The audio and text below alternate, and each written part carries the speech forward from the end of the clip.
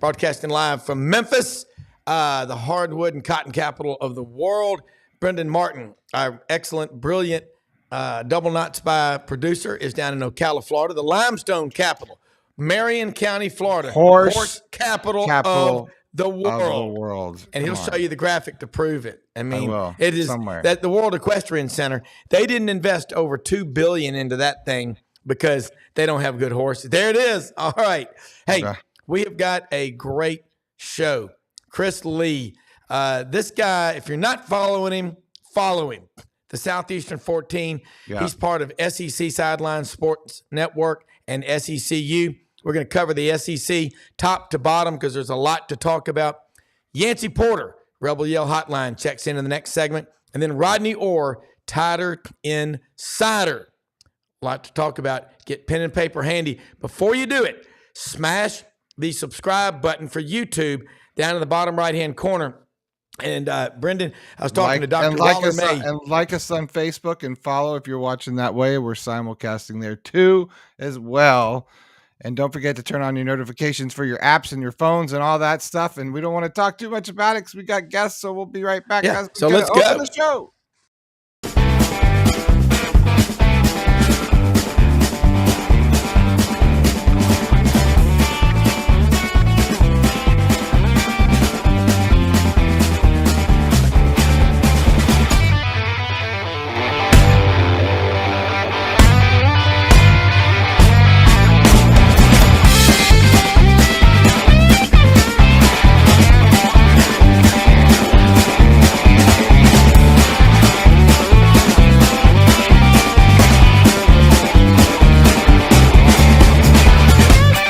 Sidelines with Rob Browne.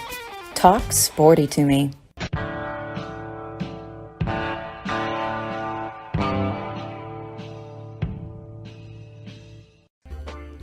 All right, man. Chris Lee is in the studio with us right now at the Southeastern 14 up in Nashville. And Chris, I was talking, and doing a lot on YouTube and Facebook all over. I was talking to one of our sponsors, a longtime listener, Dr. Waller May, down in Tuscaloosa. And he said, man, I love it. I get these notifications for your show, Southeastern 14, and other shows on YouTube. They just pop up, and bam, you just tap on it, and it's real easy. I got a chance, and I do this with our guests. I love to watch what y'all are producing. Double thumbs up on what you're doing. And you got a great panel. You get into serious topics. Some of them are short, some of them are longer. But you're on here to talk about the SEC in this basketball race, top to bottom, the conference. I can't remember it being this exciting, and the possibility of 5 teams, if some crazy things happen, 5 teams could tie for the SEC men's basketball championship. Yeah, well, first of all, thank you for the kind words. Second of all, yes, welcome to the SEC. Welcome to college basketball.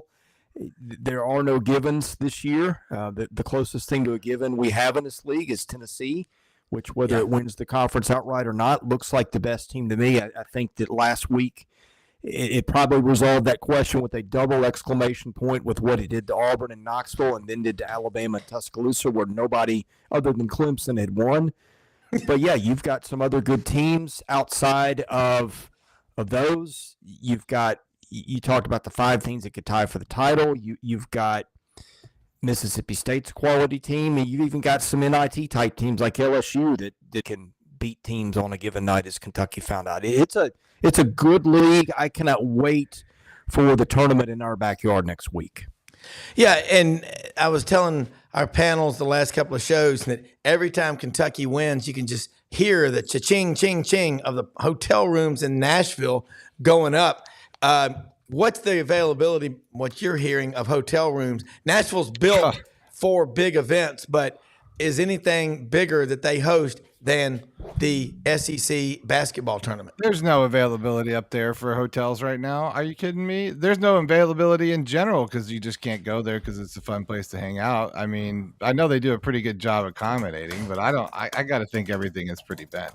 Yeah, Brenden. I mean, Chris, what do we got up there? Any rooms? You're asking the wrong guy. I live in the suburbs here. I don't have to deal with it. Yeah. Yeah, you're smart. I mean, but it's going to be an awesome event. We know Kentucky fans are going to pour in there, but before we get there, we still got 2 more games for everybody to play. Big one tonight. Alabama goes down to the O-Dome to play Florida. What do you think will happen? When in doubt, take the home team. That's been my attitude for a while. I think they're very similar teams. I think that, well, in fact, we previewed this yesterday. We unpacked it for 10, 15 minutes. Yeah. I think Alabama's a better offensive team. Florida's a better rebounding team. I think that's wherever you put your emphasis on what you value more in this game. But, I mean, they're both – neither of are great rebounding teams. Florida's a really good offensive rebounding team. Defensive end, they're kind of shakier. Alabama's really shaky on the defensive glass. And I think that's indicative of 2 teams that like to get out and play fast-paced ball and maybe get buckets on the other floor is probably what that is. But, I mean, it's A, it's who do you trust to make shots more, and B, well, what do you make a home court advantage? I mean, it's carried the day so far, but not always, as Tennessee proved. When in doubt, I go with the home team. I'll go with Florida, but I could see Alabama just being better at getting buckets than Florida, because it's better at doing that than probably anybody in the country.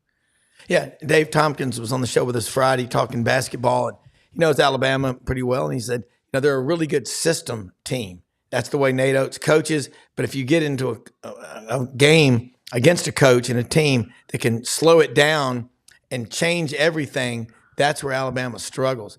Let's talk about that matchup, Todd Golden's way, Nate Oates' way. Well, they're both really good.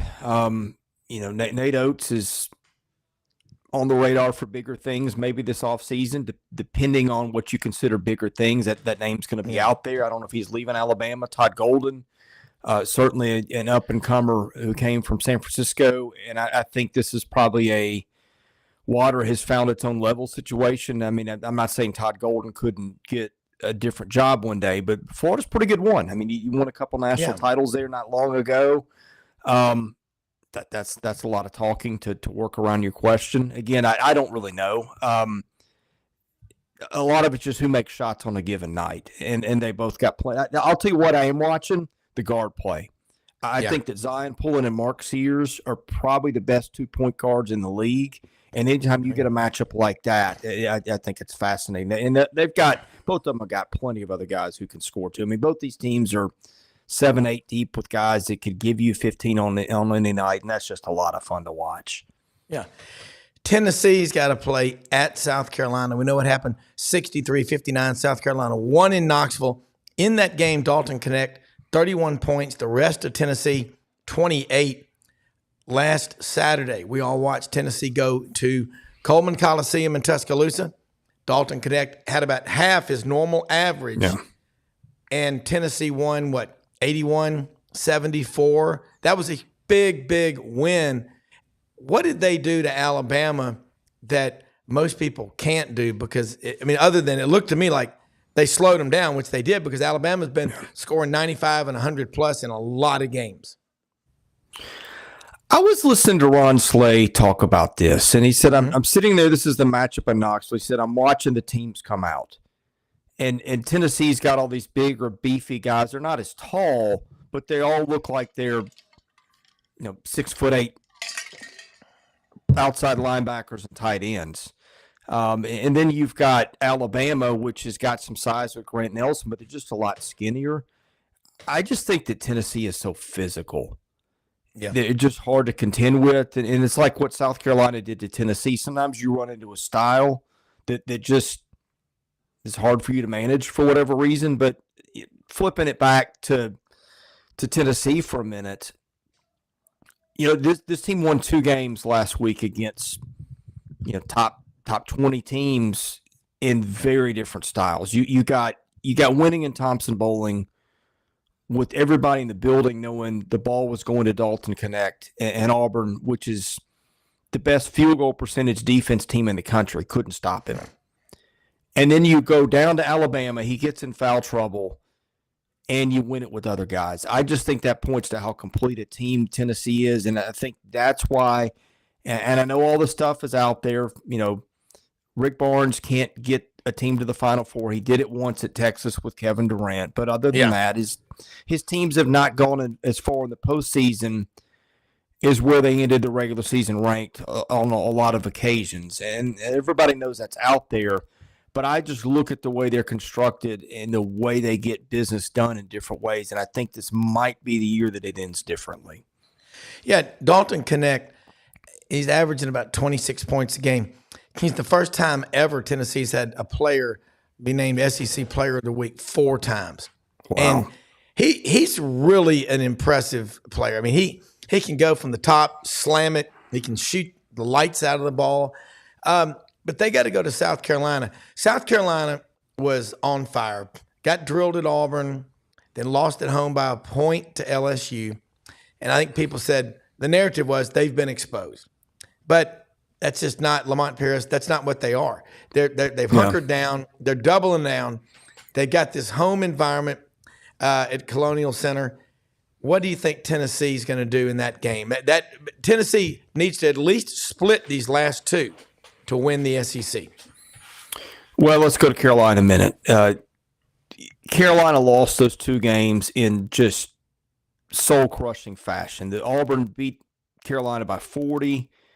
Carolina follows it up by coming home in a game that it was favored in and loses to LSU in a 1-point game. That's a really tough combo to take because you just get smashed 2 different ways. Yeah. And since then, they've gotten it back together, and I credit coaching. But as to this game, I think stylistically, there aren't a lot of guards that have played more college basketball than Meechie Johnson and Talon Cooper. Cooper takes care of the ball, doesn't turn it over. Johnson is kind of their bucket getter. Colin Murray-Boyles has been really good for them. Missed a lot of the first part of the season with mono when he's healthy. I think it was mono. I can't remember. There was an injury or illness there, and if I got it wrong, I apologize. But he missed a lot of time. When he's healthy and full go, they're a better team. Miles Studi's missed some time for them. He's kind of that 3-point shooter that's hard to contend with because he's taller. When they've got all their parts there and they're healthy, the computers are still saying, hey, this is barely an at-large caliber team, the Ken Palms and those kind of things. But I think a lot of that was built up in the non-conference portion of the season. If you watch them play and see what they do, I just think that experience at guard has made such a difference. Now, can they do it to Tennessee again?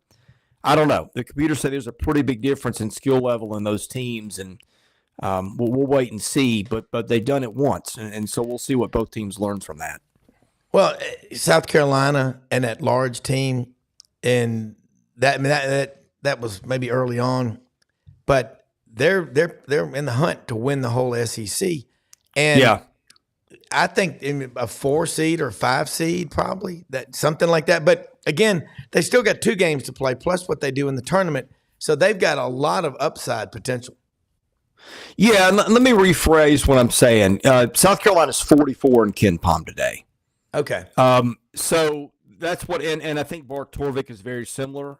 I'm not saying there are 43 teams better than South Carolina. I think you've got to take the whole body of evidence, and there's 29 games of evidence. Carolina's won 24 of them, although to be fair, the non-conference strength of schedule was lacking in a lot of ways. But that's where a lot of the doubt comes from, is the predictives, which a lot of times teams play down to those at this point of the season. You can see Ole Miss.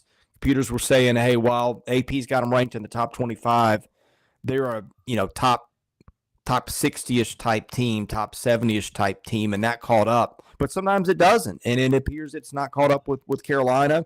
And again, I do attribute some of that to not having Colin Murray-Boyles earlier in the year. Yeah. All right, looking at other matchups in this league, Auburn's got to go play at Missouri. That's going to be tonight at 9 Eastern. They should get that win. Auburn right now, and then they got Georgia at home at like 5:30 Saturday at Neville Arena. Auburn's a team, they finish out 13-5. If some crazy things happen, yeah, they could win it, but they're really trying to play to avoid playing on the first day of the SEC tournament. Looking at another team that Mississippi State, That's a pretty good team. Their two lowest scoring first halves have been both against Auburn at the Hump and then at Neville Arena. Auburn got the better of them in the second matchup. They didn't win that first one. Who are some of the teams that are really in desperate need of a great close to get into the tournament? Because we're thinking we could have 8, maybe 9 SEC teams get bids this year, which would be one of the best years in conference history. Well, look, let's start from the top. Tennessee, Kentucky, Auburn, Alabama, South Carolina, locks. Mississippi State, I would put right there too. Who am I missing here? Maybe Ole Miss has got a lot of work to do. Ole Miss has got LSU, a lot of work to do. LSU's got to win the tournament. And let's see, Texas A&M's got a lot of work to do, but I'm missing a team. Alabama, Auburn, Florida, Kentucky, Mississippi State, South Carolina, Tennessee, all those teams are locks or near locks. So it's really, at this point, it is South Carolina and A&M seem to be on the outside looking in. Ole Miss got a lot of work to do. I don't know if I said Ole Miss and A&M are the two teams on the outside looking in. Ole Miss has probably got more work to do because the non-conference body of work isn't strong. The big wins aren't there. A&M's got some big wins, but it's also got a lot of head-scratching losses. And I think usually, if you're betting on one team, it's going to be A&M because of the big wins and the predictive computers. The Ken Palms like them better, BPI.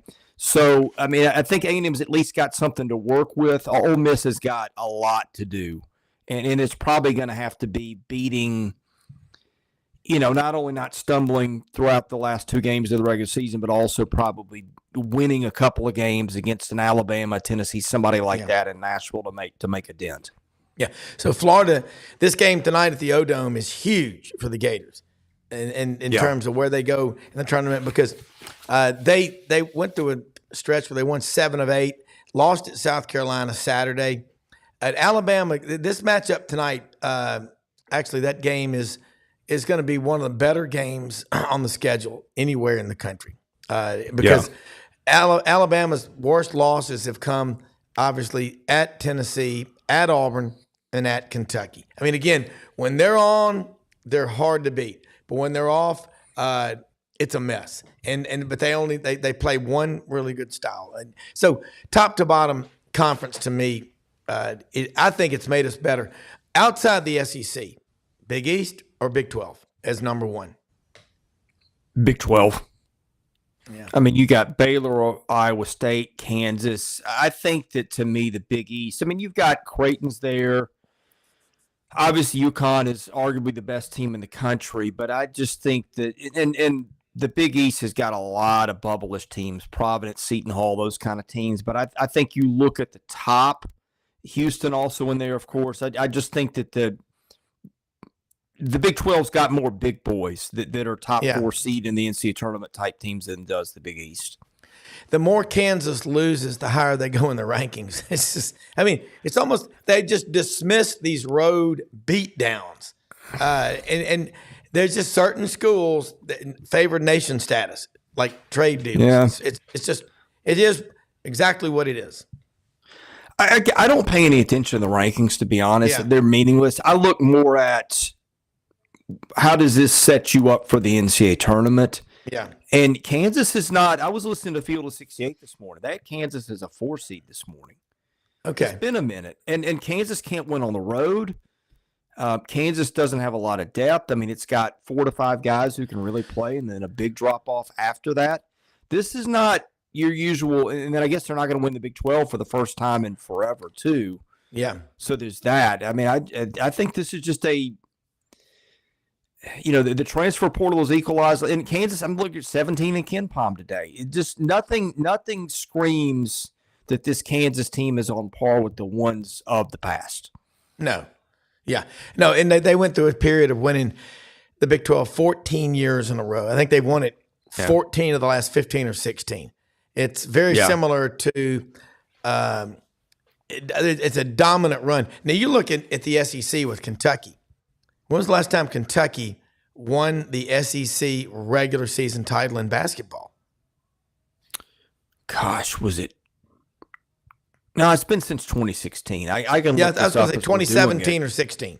Yeah. Yeah, That's what I'm thinking. Let's see. I'll get the answer if you can give me a minute. Okay. You're Yeah, welcome to yeah. stall So, while I do. all right, but now look at in the SEC. Auburn or Alabama have won the last 3.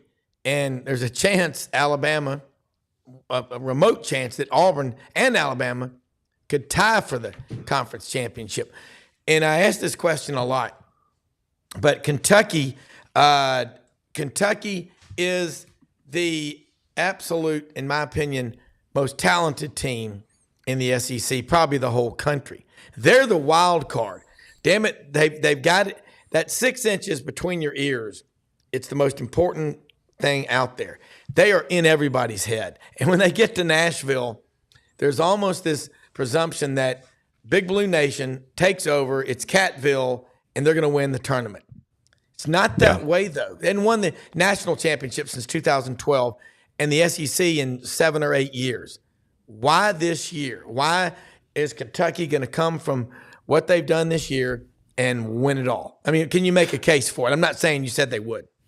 Yeah, well, first of all, the last time Kentucky won the league was, and this is why we forgot it, 2020, because that's the year that the college basketball season ended as I was literally sitting inside the arena at the SEC tournament, having watched Vanderbilt and somebody play a late night game, and then within the next not even 24 hours, everything got called off. So, so Kentucky did win it in 2020. We just forgot about it for obvious reasons. Yeah. I don't know. I mean, how do you define talent? If you're defining it by recruiting rankings and NBA draft stuff, then probably. Does talent include being able to play defense? Yes, it does. I don't know what label you put on that. If it's the ability to play defense, they're certainly not the most talented team in the country. If it is the ability to take the raw parts and make those into guys who are capable of playing defense, maybe that's a different answer. But here we are, first week of March. Kentucky has really not shown up and done that consistently throughout the year, although it's certainly been better lately.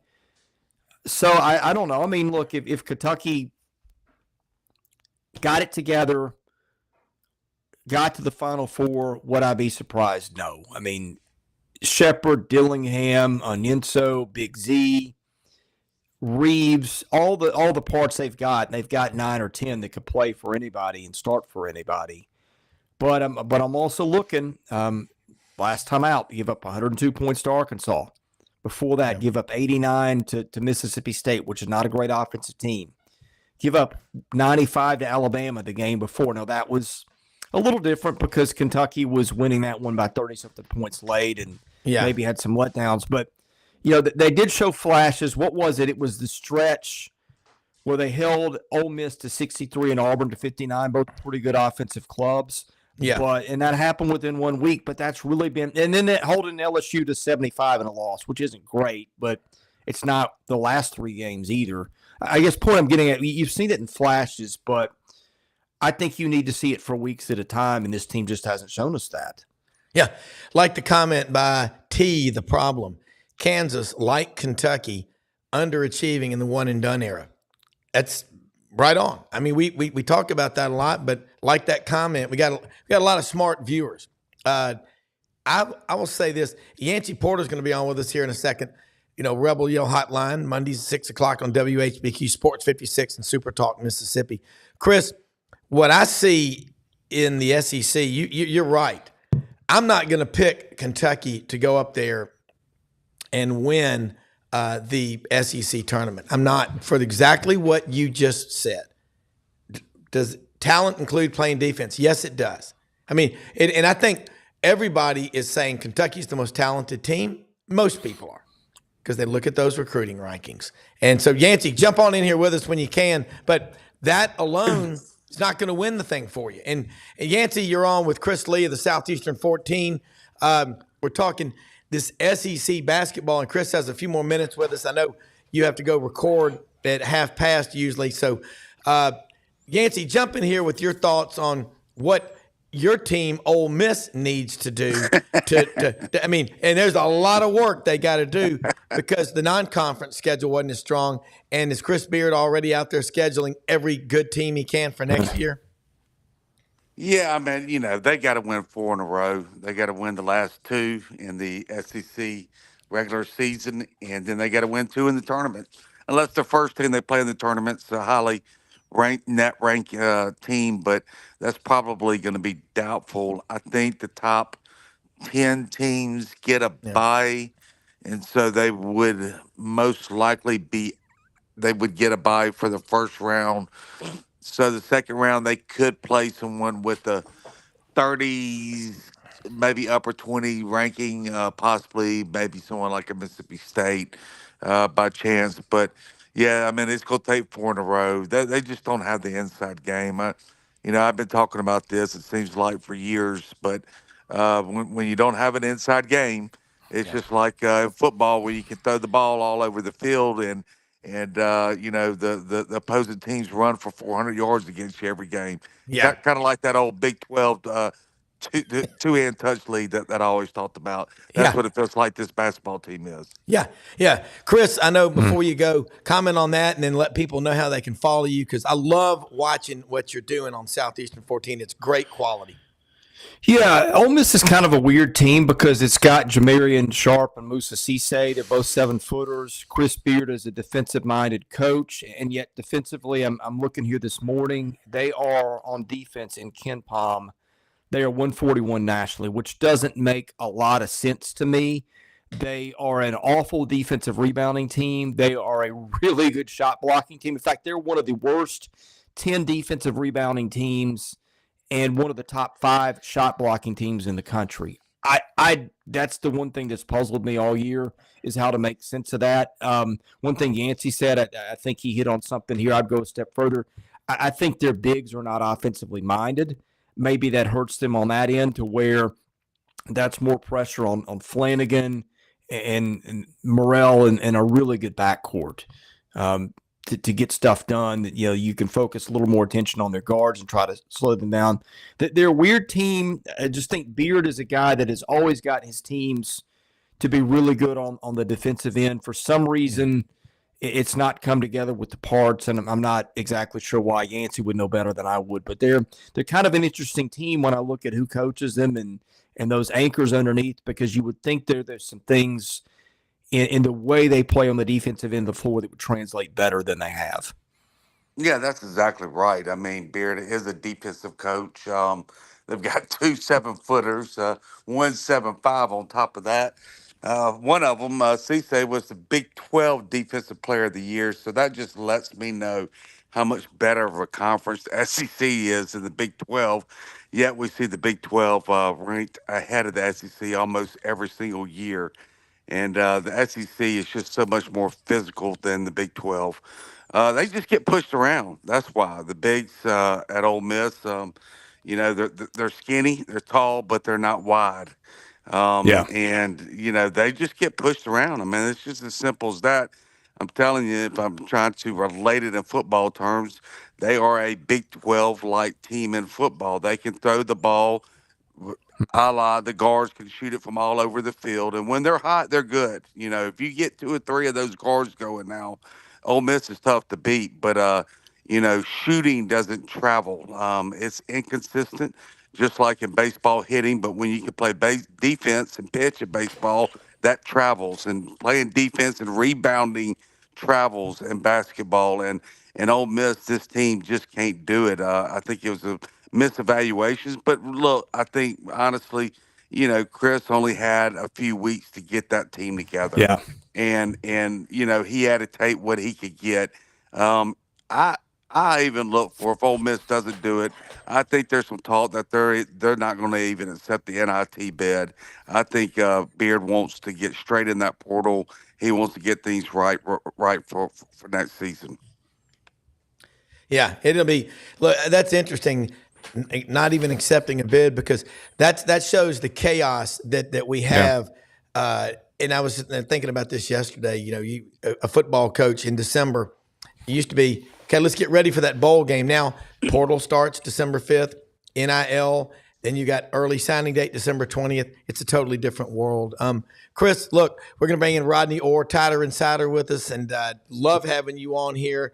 I think this discussion, Yancy's not a homer. He doesn't drink the Kool-Aid. He's just telling, like it is. You've got those big, tall. I think Ole Miss has 2 or 3 7-footers, but they got to score too. So that's the part of it. But and Chris, let people know how they can follow you, keep up with all your great work.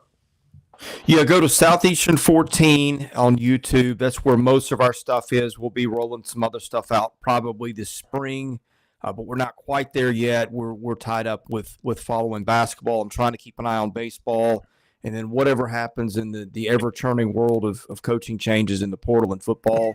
If you want team coverage, you'll get a better job from Yancy and the guys that cover Ole Miss.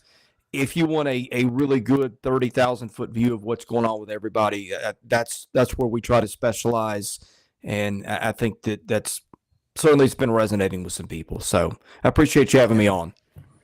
Hey, it absolutely is. You work hard, and I get a lot of people are getting on to you because they're seeing you on this show and other places. But thank you, and we'll do it again next Tuesday. Yeah, thanks for having me. God bless you. We'll see you next week. All right. Hey, let me tell you what. Rodney Orr, Tighter Insiders with us right now. Check out the great show Tuesday nights, 6:30. It's WVUA TV with Gary Harris, sports director at Channel 23, and Rodney Orr, Tighter Insider TV.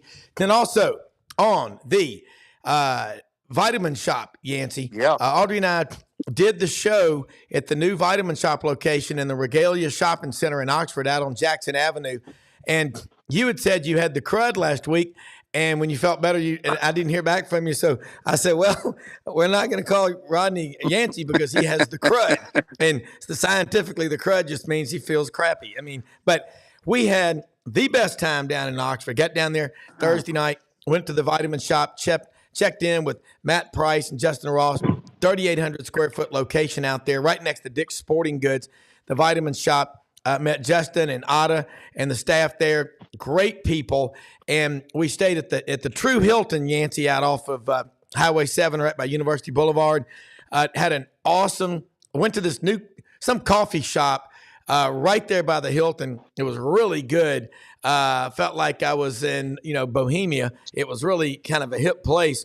And then we went for lunch to City Grocery. But, Yancy, funny thing, I walked into Boo-Ray on the square – and I was like, there was nobody in there at like 11:30, 11:45, and it smelled funny. And I walked outside, and everybody was going, man, the fire department was out front. And I was like, they'd cleared the whole place. But we went to City Grocery, had an awesome lunch. Oxford, one of the coolest college towns in America. All these college towns are. So, and then also Rodney Orr, the May Veterinary Clinic, Tighter Insider Report. Love getting you two guys on here together. So, Yancy, let me get a question to Rodney right now. We're going to start bouncing it back and forth. Rodney, football practice, basketball, Alabama playing a big one tonight down at Florida. You got baseball underway, softball, gymnastics. What is there to cover in Tuscaloosa? What do you do? Well, it's obviously a lot going on, and practice yesterday started for spring football. Kalen DeBoer had his first spring practice, had his first practice overall, obviously, and so I know everyone, all Alabama fans were excited about that. And, there's been a lot of buzz about basketball, as you mentioned, but that was a real difficult loss, tough loss Saturday night to the Vols, but you have to move forward. Florida played Alabama really well in Tuscaloosa here, a week or two ago, and so now you got to go down there. You got to kind of pick up the pieces and move forward. And the one thing I'll say about this Alabama basketball team, and frankly, I be honest with you guys, I haven't had enough time to really focus on them with all the stuff going on in terms of football, but they have, and I say rebounded. I'm talking about the way they have performed after a loss. They've really shown a lot of maturity in that way this year. So we'll see how they respond at Florida. Well, it'll be an intense atmosphere, but it's just kind of crazy that if Alabama wins out and wins the SEC or ties for it, that'd be 4 straight years, for Auburn or Alabama, 3 for Bama, 1 for Auburn. The roles have changed so much, but football is still the king. And Yancy, talking about what's going on spring practice at Alabama, it's kicking off in Oxford. Like I said, you've got a lot of the expectation. I'm talking to 2 guys that cover the 2, along with Georgia. I think those will be the 3 highest ranked teams in the SEC going into next year. I'm sure LSU will get some votes, but what's the general Don't forget Texas, atmosphere? Rob. Oh yeah, I forgot. I'd like to forget Texas, but don't forget them. Hey, by the way, Dr. Waller May and I were talking yesterday when I was out hiking up on the river with Audrey, and he said, he's reading your book right now, Bigger Than Bama. Oh, And he just talked about how Rodney's parents moved him from Mobile to Texas. I said, yeah, Corpus Christi. And he said those Texas fans, just the way they were, strengthened his resolve to be bigger, and that's a pretty cool story. But I got jump my on in book. here, I got Yancey. my book, Rodney. Yeah, first, Yeah, I awesome. just got it in the mail. Yeah, I'm first, glad. Dave. I mean, that's awesome. I'm ready to read it myself too. I really am. I'm interested to read that book. But the first thing is that they're grouping Alabama, Ole Miss, Georgia, and Texas, and LSU at the top.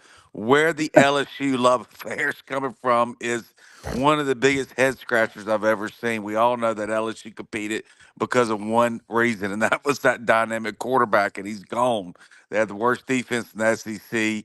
Lost both their star receivers, lost their quarterback. Yet they want to put LSU in that group. I don't know. I would like to get each individual voter or media person that is pumping up LSU in that group with Alabama, Texas, and Ole Miss. And I don't get it, Georgia. But back to the Ole Miss. Spring practice means absolutely zilch to Lane Kiffin. He would rather skip spring practice altogether and continue to fish in South Florida. So, what does spring practice mean? I mean, they don't even start to March the 19th. Last year, they still had 7 spring practices left. And Lane said, we're done. We're done with spring. So, I love it. Is that so really that, true? Is that really true? yeah, Yancey? Yeah. yeah. He said, we're Come on. done. They had That's 7 more crazy. left. And he said, Now, we're done. let me just break in right here. Yancey, I'm going to use that because could you imagine in Tuscaloosa, Alabama, if Lane Oh, they Kiffin would have became a the heart head coach attack. Gainesville, and he Florida. canceled Oh my 7 spring God. practices? And you only get 20. Oh, I've listen. got people calling me right now. I mean, texting me. Yeah. I'm talking about the last week, 2 weeks, people I've known for 40 years. Why didn't we hire Kiffin? Yeah. Yeah. Well, Nah. hey, Yeah. Lane's doing a fabulous job. I know he's made he's made a lot of ton of progress and in a lot of different ways and really good for that. But canceling 7 spring practices would not go over in Tuscaloosa. No, Yeah. but Well, I mean, look, he knows what he's doing. He knows that spring practice is not really where you make your football team. But here's the deal: this is when you have at least a third of your roster coming in with new players, you want to gel them together. So Yeah. there is that aspect. But Sure. look, you see Hugh Freeze, and he's doing it at Auburn. I think Hugh started theirs in February. He wants to keep all those players in their IPF for 3 or 4 months, the whole semester, spring semester. Lane does it all in like 3 weeks, and we're done. He doesn't want to yeah. keep them around. He's not trying to keep them going. February the 28th, and then take a week off, and then have a practice. He wants to go every day for 3 weeks and be done. His main objective is just not to get anybody hurt, and that's it. So spring practice. At Ole Miss, the big storylines will be will their freshman running back last year. What kind of development has he made going into this spring? As we know, Judkins left, and that was the biggest hit for Ole Miss's football team. And it was a hit. Look, I mean, we looked it up. Judkins did not fumble the ball one time. The ball never came out of his arms one time while he was at Ole Miss in 2 years. He Wow. only missed on third or fourth and short, less than 3 yards. He failed to get it one time. And you don't Wow. know how big that is when you have third and 3, fourth and 2, and you know how many times Lane goes for it. That is a very valuable tool to have when you got a running back that's going to get it every single time. So that is going to be a huge storyline there. Riscano, the freshman running back from Texas, how does he make that next step at Ole Miss? If he does it, they're going to have to go get another running back in the portal out of because we got another portal window coming, folks. And a lot of these players that aren't in first string, or maybe some freshmen that wanted to be in the rotation, this year, that are going to be sophomore next year, they're not in the rotation. They're going to leave. And so we're going to have Yeah. a lot of players leave again. So, this is the time for the players. It is important for them. No longer can these players just kind of laggy-daggy around in campuses around the country, because if you don't get your spot, you're likely going to another school. So And you a ain't getting lot's on the paid. line for a lot of players. But as far as Lane is concerned, he would rather not have spring practice. He'd rather be down in Boca fishing and keep everybody from getting hurt. Offensive linemen, we know that they got 5 new offensive linemen from Power 5 schools. That's going to be a big story as well. And then cornerbacks, a lot of turnover at cornerback. So running back, O-line, cornerback, that's the stories for Ole Miss in spring practice. Rodney, Wow, good stuff. looking at that, and he's got a good litany of what they've got to do there. Alabama, you had 29 guys leave, but like you said, there was going to be some fleshing out Had to of be. some bottom feeders anyway. And you pointed that out. So let's talk about, I love getting the two of y'all on here together because you know each other, you respect each other, but you really, really know you got high football and high sports IQs. But let's talk about Alabama's areas of concern, if they have any, but they got a lot of talent to fix those problems. No, I think there's obviously a lot of, you always have concerns. And I think this is a big spring, for Kalen DeBoer to kind of, and they're familiarizing themselves with players. Players are familiarizing themselves with Kalen DeBoer, this coaching staff. They're all trying to get on the same page. My understanding, the practice yesterday, I spoke to someone who said, look, high energy. It was really well organized for a first practice. It went extremely well. So they got off to a good start yesterday, and they get a lot done. They run a ton of reps. They're probably, based on believe it or not, based on the feedback I got was it's a little bit more intense and a little bit more, high volume than what Nick Saban, how he ran it. Everybody does it a little differently. But so it went really well yesterday, I think. But the concerns that you want to know about the positions, and I think, look, Yancy alluded to the portal for Ole Miss, and they may have to go find a running back or whatever. But I look at Alabama and I say, okay, now some of the key spots. I think the interior of the offensive line. I saw where Pro Football Focus had 3 of Alabama's interior offensive linemen among the top 7 in the entire country. I don't know really what the significance of that, but I do think they are obviously really talented in the middle of the offensive line. They need offensive tackles. They've got some guys. Elijah Pritchett has a lot of ability. I think some of the young freshmen are, and I say freshmen, I should say redshirt freshmen, like Wilkin Formby from here in Tuscaloosa. Miles McVay is another one. Olas Alenin could play inside or outside. They got a transfer from Texas A&M, Niquel Bertrand, and he's a guy that is a redshirt freshman. So they have some potential here. I would say that if there's a position on the offense that you would really say, okay, they may hit the portal after spring, that would be one to keep an eye on. But really excited about the receivers. I think Jeremy Bernard, the transfer from Washington, is going to be a real key guy in this whole deal.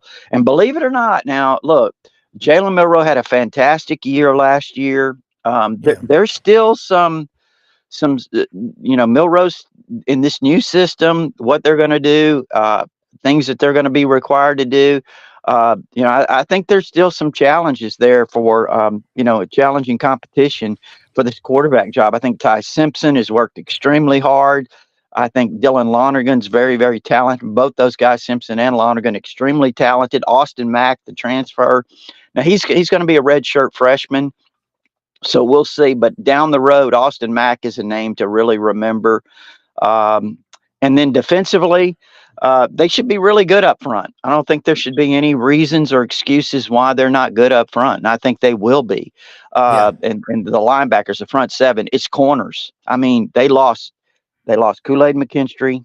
They lost Terry and Arnold. Both those guys, I'm not going to say they're going to be first round, but they're potential first round picks. Trey Amos to Ole Miss. He's over there with Yancy now. Uh, you know what? He's extremely talented. Extremely. He would have been a starter here. He's got a lot of ability. So they're really having to, but they brought in, guess what? They got 5 guys on the roster right now, 5 that were 5-star players coming out of high school at that position. Uh, so 3 of them are true freshmen, though. So we'll see. There's not a lot of experience there. Damani Jackson's a transfer from USC. You got Jaleel Hurley, who's a redshirt freshman. Then you got Zabian Brown, Zay Mincy, Jalen Mbakwe. And then Malachi Moore is really the returning piece back there that's going to be the leader. But what about going to the transfer here right before the deadline and pulling out Keon Sabb from Michigan, who is a really talented kid at safety? I think that'll alleviate some of the loss, not all, but some of the loss of Caleb Downs. Yeah. Yancy. Wow, good stuff, Rodney. It is. That is great stuff. That's great. I just wanted to ask you before, Rob, how much media access do you guys get, Rodney, as far as, for spring practice? Do you get a day, a week? Do you get it 10 minutes? Yeah. Well, obviously this is all new with Kalen DeBoer. I will say this: Coach Saban got a really bum rap, in my opinion. He gave us a good amount of viewing period every day. The only thing wasn't, it was his rule. He was the one voice, and I get it. So Coach Saban, he wasn't like everyone kind of made it out to be in terms of access until COVID, and then it all changed. But with all that said, the access now, look, we're going to get 3 days this spring where you can observe maybe 15, 20 to 30 minutes of practice, depending, which is not bad. And what we're told is if things go well, it could increase. So Coach DeBoer spoke yesterday. Guess what? We're going to get to speak to the defensive coaches this week. We're going to speak to players this week. So all of those things, the coaches being able to speak is probably the biggest difference right now, so that's going to be really interesting. Yeah. Yancy, speaking of that, remember when you knew the coaches, you knew the players. I think we're going to go back to that because I think there's going to be so much heat from the fans about, okay, we don't even know how to follow our team anymore. We got to have a ticker tape at the bottom of the screen to keep up with the roster. Somebody's feelings got hurt last night. They're in the portal. But I like what Rodney just said, and I think we're going back toward that. I know I'm not a contrarian just to be a contrarian, but I do think we're going in that direction where there's going to be more access. They're going to have to give it. The way they're doing it at Ole Miss, because Lane models just about everything in his program outside of practicing and sitting in the IPF 24/7 around the year after Saban, and he is the one voice for Ole Miss. He does give good access though. I'm kind of surprised that the Bama media did not have. Am I hearing that right? Y'all were not there for the first spring practice, Dudley? No, we were not. We were not there for yesterday, but we get in on Wednesday. Now I will say this. Now let me interject this real quickly. According to the guys up in Washington that covered DeBoer up there, he had like really wide open access. I mean, he allowed people in. It was pretty wide open. So I don't think it'll get to that point here, but I think it'll be more. Maybe he's just a little cautious and he wants to have the first practice. Well, yeah, I would think so. Just to kind of hone in on the players and the coaches and not have the circus with the first day. But yeah, I mean, the way that Ole Miss is getting around the player deal you were talking about, Rob, is now, you got NIL and you're supposed to be representing companies and things of that nature. So now they're doing podcasts with the companies. So That's the that's thing. kind of the way that it's kind of circling around, the policy of Lane being the only voice in the program. So, yes, I do think that there's going to be more player access in the future because with the NIL deals, they're going to have to give them access. Yeah. Yeah. Well, I think bottom line, what Kalen DeBoer is going to see is that there's no pressure at Alabama. I mean, it's going to be a lot more laid back, isn't it? Right. I mean, Right. this is what's so funny. I remember when Bill Oliver took over for Terry Bowden midway through the season, and they were down there practicing the first day, and he said, "Look, we got 3 hours allotted for practice. If we get through in an hour and 15 minutes, we're done. There's no sense in hanging around." And that's a term you hear a lot in the pool, swimming with people. You just keep going and going and going. They call it garbage yardage. That's where you get injured. But I do think both of y'all have such a keen sense of what is happening. And I'm gonna bounce it around and talking about this and start with you, Yancy. The expectations at Ole Miss, you could feel it, man, like at City Grocery. By the way, I recommend for those of you that are Catholic like myself, Scotch-Irish Catholics, the blackened catfish sandwich from the Mississippi Delta on toasted bread with coleslaw, the cornbread, and those unbelievable French fried potatoes, and a big old piece of chocolate cake when you get through. But God. wow, it was good, man. I think I just died listening to that. Did you go to sleep? I an just hour had a heart later? attack. I mean, Yeah. Audrey was like, I want to move here. I mean, when you go to these college towns, and Rodney, I was talking to Dr. Waller May yesterday, these college towns, they're just pulling people back in, and they're unbelievable. You got everything you need in a big city, but you just got a lot of things that you don't have to deal with. And but also you can't really hide, Yancy. Lane Kiffin, like you say, when is he going to do his first ad for Bass Pro Shop? Well, Bass is he likes sea, ocean salt water, not fresh Yeah, water. but they're So big on saltwater fishing. That's what I'm saying. yeah, he loves to fish, and it's going to be an interesting spring. All joking aside, with trying not to practice as much as possible. That if you listen to Dudley, and it's a lot of same things as Ole Miss. It's New Rodney. cornerbacks, offensive line, I've been called a even dud before, Rod. No, it's Rodney. Rob. I'm the Rob. same way. I've got so many names on here. Yeah. Excuse me, my bad. Thinking, but Dudley. it's going to be very similar things as Alabama there.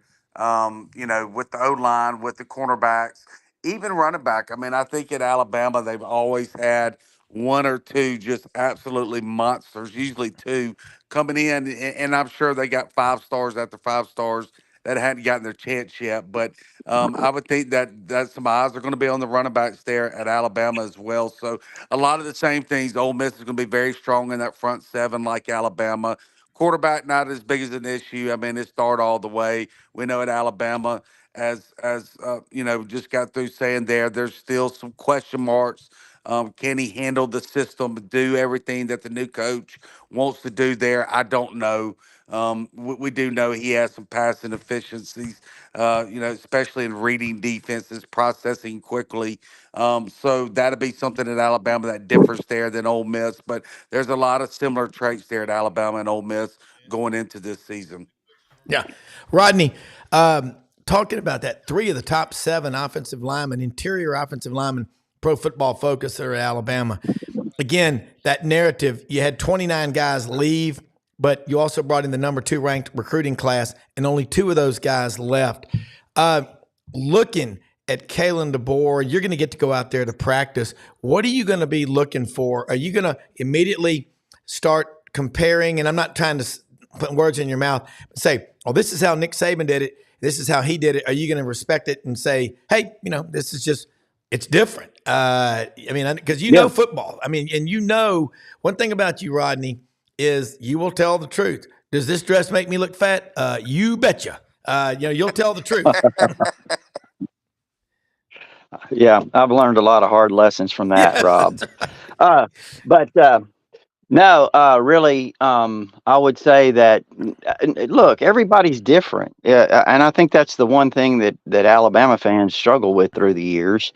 I remember when Coach Bryant left, and Yeah. everything Ray Perkins did was judged by Coach Bryant. Well, it's people have to do it their way, Yeah. and I think that's the thing with Kalen DeBoer.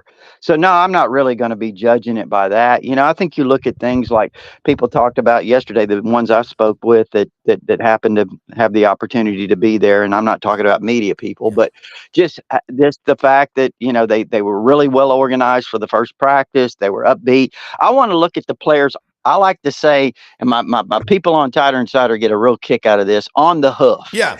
How do they look on the hoof Love that. physically? And you I'm know what, taking it. Rob?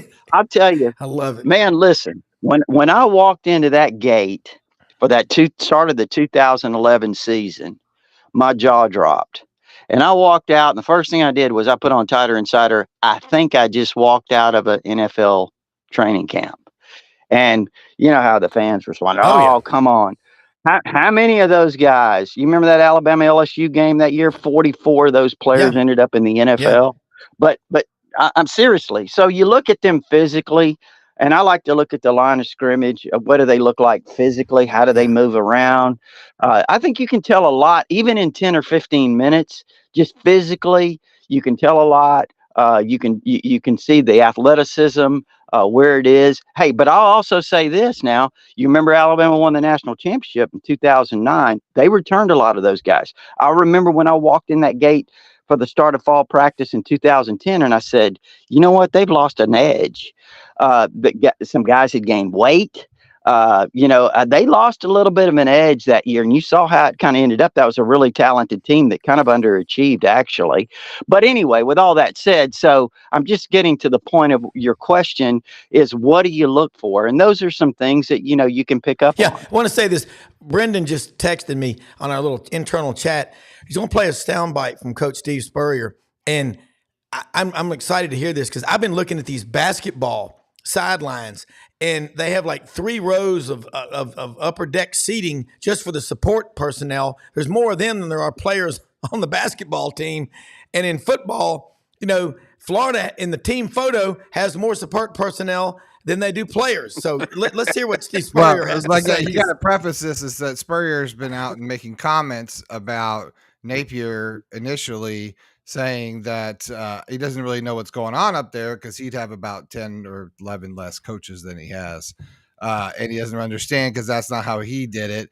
And that sort of got out there, and there was a bunch of stories about it. And then on my dad's show last night, he interviewed Spurrier, and then he sort of doubled down on what he thinks about all this college SEC specifically stuff. So this is that soundbite from last night on the Buddy Martin show. Guy who's never backed down on what he said, that's as I've known him, is Steve Spurrier. The coach, there was some comments over the weekend that were attributed to you, which you didn't back down from. But I think you said you'd like to clarify these. You like me to read some of these comments first? Yeah, go ahead and read a couple of them. All right. So said Billy Napier is a good guy who works his tail off. I like Billy, good family man, but we do wish the organization was a little bit more tidy. There's a feeling around the Gators of what the heck are we doing? There's a lot of questions that don't have the answers to. Okay. Did you say that? I probably did. What I did say is what most of the fans are saying. I think that's the bottom line. But go ahead and I may say something like that. But, nowadays, almost all of these SEC football programs have 40 to 50 or more people working there. I think we got 62. I think we got more than anybody. So that would drive me crazy. I just mentally don't think you need that many, but all the schools seem to have just about that many. So maybe that's the new thing nowadays. And if you got 60 or so and you're winning big every year, then no one would say a word about that, I guess. But anyway, that's just me talking about too many people around. But most schools have it, so maybe that's just the way it is nowadays. Well, I mean, I agree with that. And I'll start with Yancy, Rodney, whoever wants to take that on first.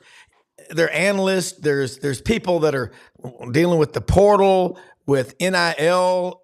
There's so many things, but man, how much coaching is getting done? Somebody want to take a gander at that? It's way too many. I mean, if you want to have guys that are dealing with the portal, I know Alabama there, and Rodney knows better than me with Saban. He kind of started building that tree out, right? But I'm with Steve. It's absurd. Maybe when they start the revenue sharing with the players, and you're having to support volleyball and softball and a bunch of non-revenue sports that you had the overflow of money before. Now you don't, because the players are getting that money, and it's what it should be, and not these collectives that are going right back to the alumni asking money from them. Maybe that will slow this down, but I mean, 62 people working in the IPF, that is absolutely absurd.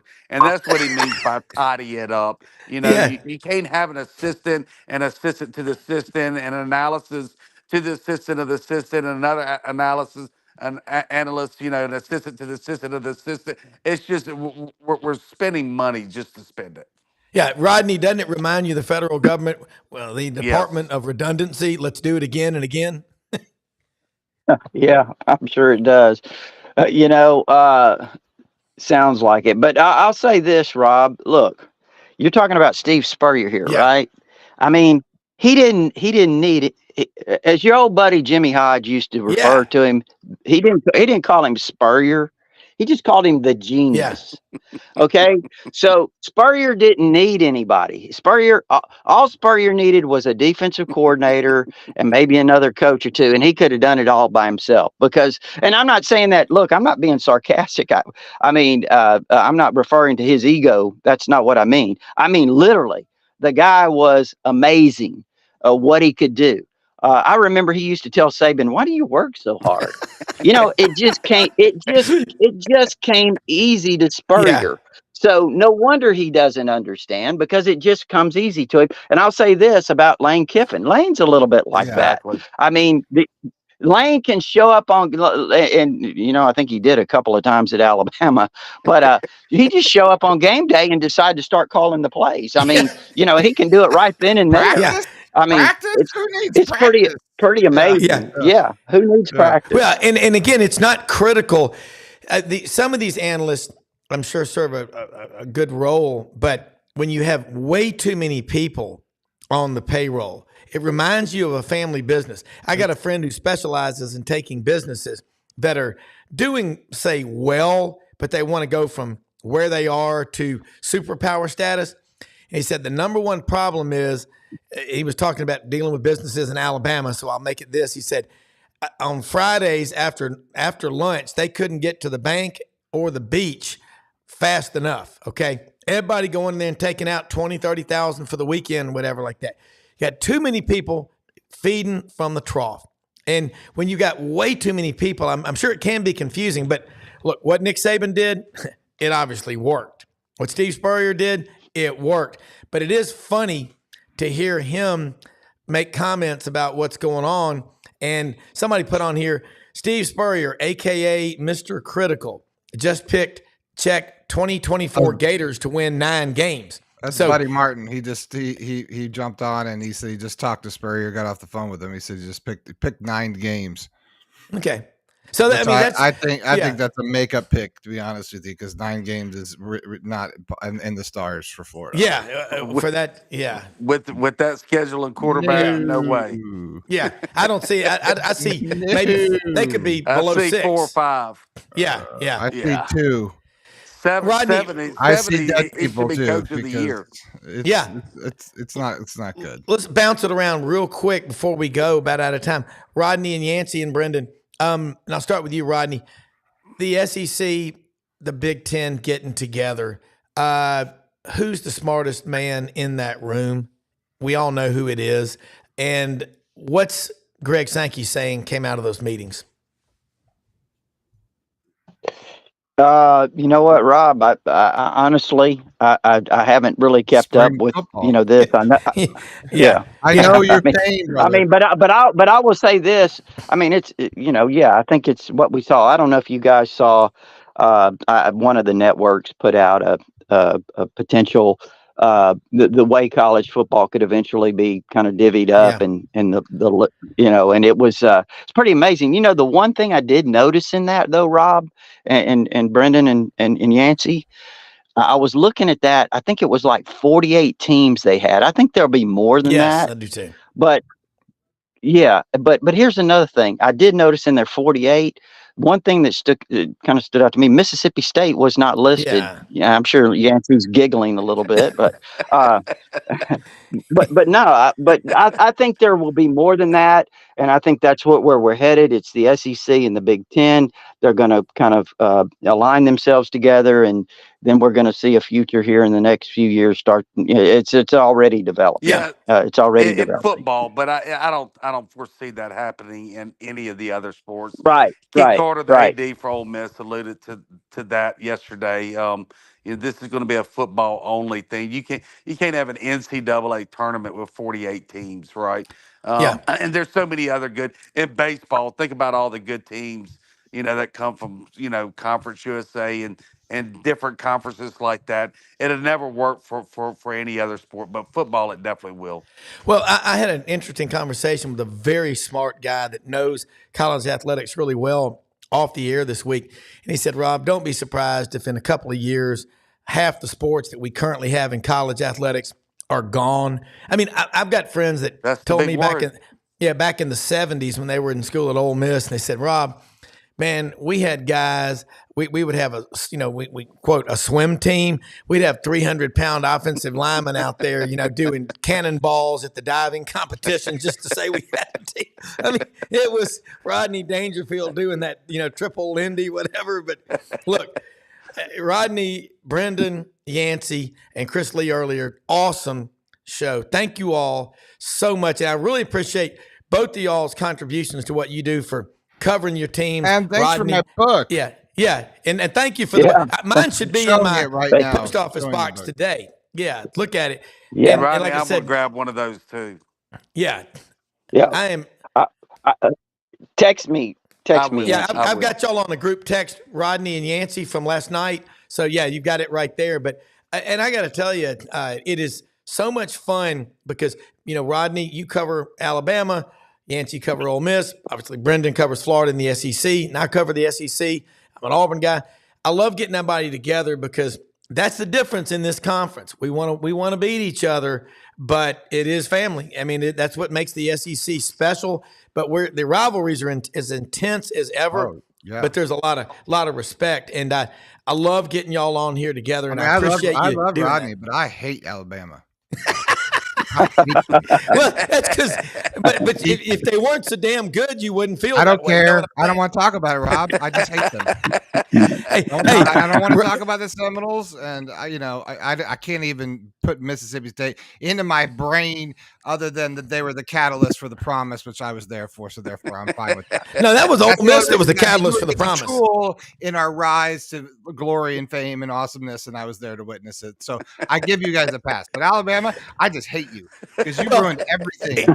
Here's the thing. Everything. You ruined This is all the what- good trips. Everything. Well, you know what we learned though, guys, back in 2020 during the draconian lockdowns of the pandemic was, man, we really needed each other, and I think the conference got it's been different ever since the fall of 2020. We're supposed to only have 15 or 20% capacity. And I think when Florida played at Texas A&M, they had 90,000 at the stadium. I still remember That Dan was Mullen just crazy. going crazy after that game. All right, let's close out. Rodney, let them know how they can follow you. And Yancy, you do the same. And we'll tag out by saying we most often see the face of Christ in the least among us. We live in the greatest country in the history of the world.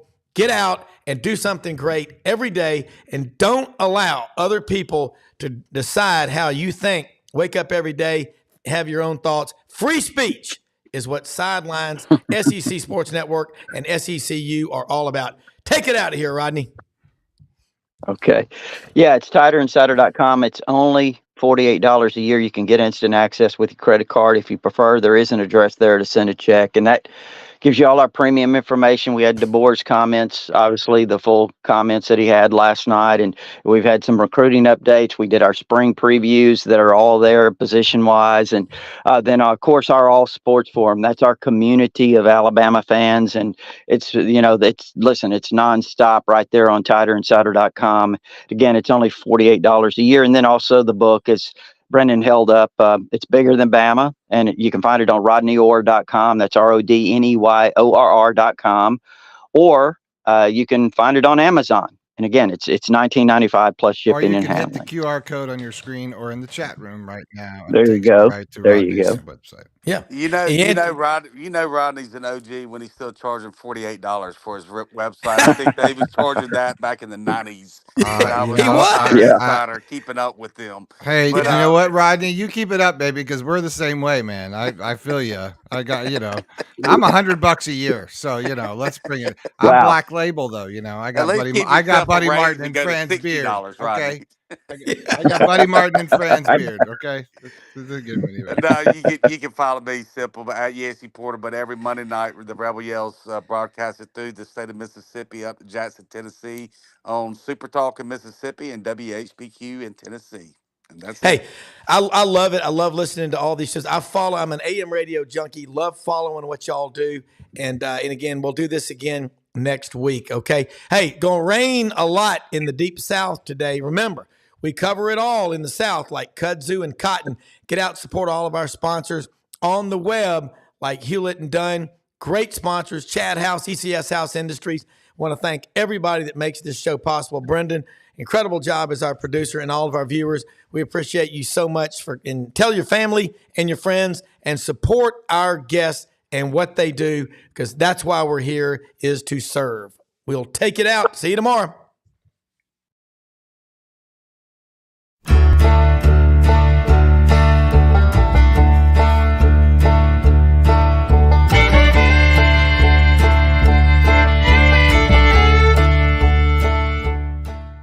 In a perfect world, you'd set a health goal and results would happen overnight. In this world, the real world, it takes time, dedication, and the right support to achieve your best self. The Vitamin Shop's health enthusiasts are here to make sure you're not wasting a single moment on the wrong supplements. From the highest quality sports nutrition and superfoods to the most sought after trends, you'll find a huge variety of science-backed solutions for every goal, and the people to help guide you along the path to greatness. Unbelievably, every 2 minutes in our communities, a child is either bought or sold for sex. I am Mario Dickey, board member for the Nashville Anti-Human Trafficking Coalition. Join me and millions of others in our fight against human trafficking and for its victims by helping to educate the most vulnerable among us, our middle and high school students. Go to nhtcoalition.org, become a partner, and help keep our families safe, because none of God's children are for sale.